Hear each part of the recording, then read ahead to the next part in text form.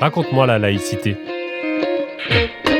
D'après les travaux de l'Observatoire de la laïcité en Cœur d'Hérault, interprétation Malvine.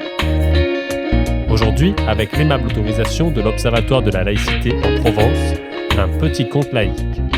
Texte et scénario, Dorothée Yvel. Une grande maison pour tous. Il était une fois, il y a longtemps, très longtemps, du temps des dinosaures, quelques hommes et quelques femmes qui vivaient avec leurs enfants au bord de la lagune. Les uns s'appelaient les solaires parce qu'ils adoraient le dieu soleil. Les autres, les lunaires. Ils pensaient que la lune était un dieu.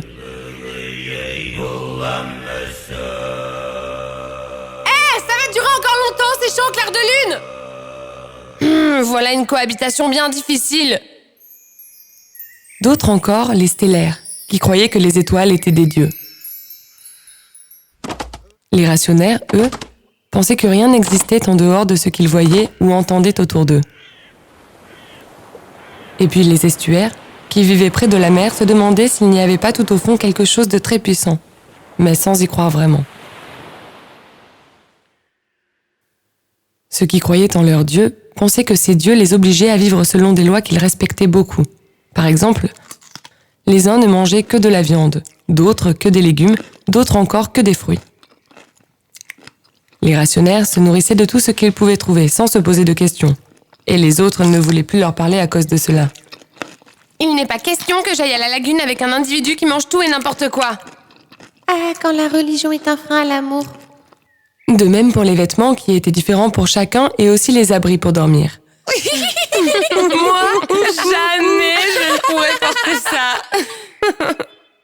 Tout cela parce qu'ils obéissaient à des lois différentes de leurs dieux différents, ou parce qu'ils estimaient qu'aucun dieu n'avait le pouvoir de leur dicter ce qu'ils devaient faire. Alors ils se disputaient beaucoup parce que chacun pensait que son dieu était le meilleur, ce qui rendait les estuaires bien perplexes et faisait enrager les rationnaires. Se disputer pour une histoire de Dieu, il faut vraiment qu'ils soient bêtes.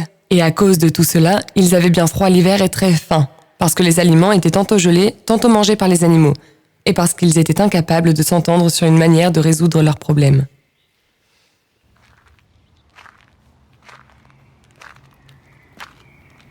Un jour, ils eurent la surprise de voir arriver une jolie jeune fille qui venait d'un pays très proche, mais qu'ils ne connaissaient pas. Oh, regardez qui est-ce? Bonjour, je m'appelle Laïka et j'aimerais rester quelque temps avec vous. Viens avec nous. Viens avec nous. Allez, Laïka, viens avec nous. Non, Viens avec nous. Non, Viens avec nous. viens avec nous. Mais moi, je voudrais être avec vous tous ensemble.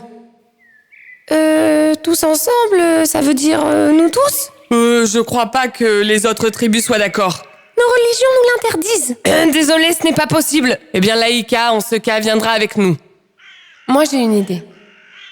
Réunissons-nous tous ensemble et construisons une grande maison. À nous tous, nous aurons la force de le faire. Elle servira à abriter les nourritures et à nous réunir pour nous réchauffer ou débattre des questions de la vie quotidienne. Bien sûr, vos anciennes maisons vous permettront de dormir à l'abri et de continuer à vivre comme vos dieux l'exigent. Votre vie intérieure en toute liberté. Une maison qui servira aux intérêts de la communauté, quelles que soient les différences ou les croyances de chacun. Voilà une bonne idée, n'est-ce pas? Personne ne trouva rien à redire. Le projet était si beau qu'il permettait à chacun de vivre sa vie privée comme il le voulait et de vivre avec les autres ce qu'ils avaient en commun. L'idée de Laïka a permis aux gens de mieux vivre ensemble. Et si chacun reste libre de sa vie ou de ses croyances, les décisions concernant tout le monde sont désormais adoptées par le vote.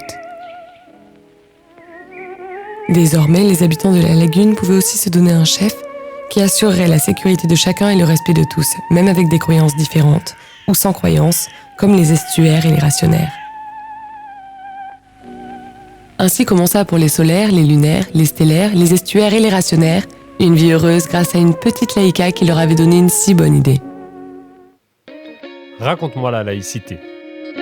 Une coproduction de l'Observatoire de la laïcité en Cœur d'Hérault et Radio Languedoc. Réalisation et montage audio, William Baudry. Retrouvez les actions de l'Observatoire sur le site olaïc34.fr.